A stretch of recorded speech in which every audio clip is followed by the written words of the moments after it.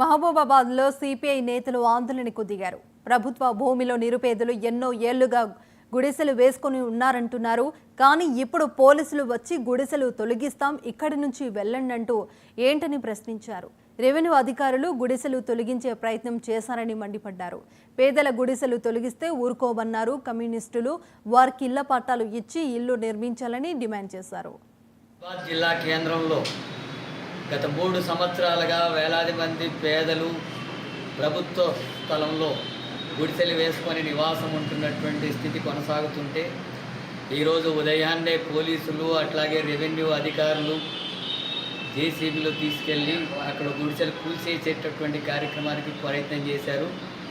అక్కడ ఉండేటటువంటి పేదలందరూ కూడా ప్రతిఘటించి అవసరమైతే మేము ఇక్కడ ఆత్మహత్య చేసుకుంటాం తప్ప రోడ్ల మీద పడాల్సి వస్తుంది, ఇక్కడ గుడిసెలు తీసేస్తే అని చెప్పి తీవ్రమైనటువంటి ఆవేదనతో మహిళలు పెట్రోల్ పోసుకొని తగలబెట్టుకునేటటువంటి చర్యలకు పోయేటటువంటి పరిస్థితికి పోలీసులు ప్రభుత్వం కారణమవుతుంది.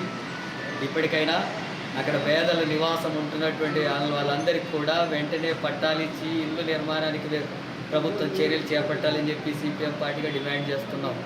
అక్కడ 200 ఎకరాల భూమి ఉంది, అది పూర్తిగా ప్రభుత్వ భూమి.